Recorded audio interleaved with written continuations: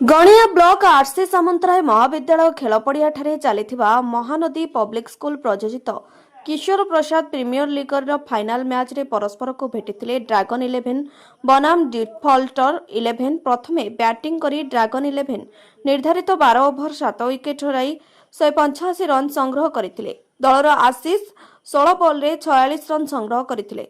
जवाब रे डिफॉल्टर 11 निर्धारित 12 ओभर रे 180 संग्रह रन करी मैच हारि जाइथिले।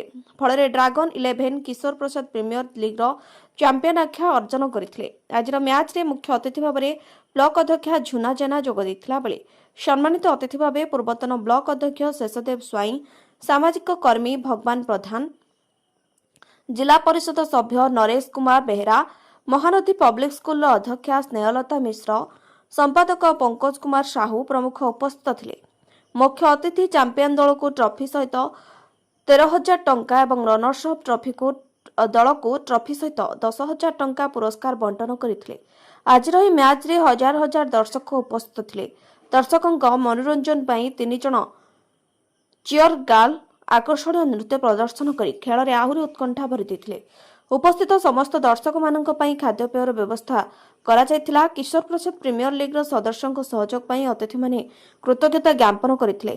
खेल को मैनेजर नवकिशोर सेनापति परिचालना करथिबा बेले चंदन कान्हा, अभय, विश्वरंजन, दिल्लू, आर्यन राजू प्रमुख सहयोग करथिले। आज मैच परिचालना करथिले आलोक राउत एवं बाबुल पृष्टि। ब्यूरो रिपोर्ट मणिभद्रा खबर।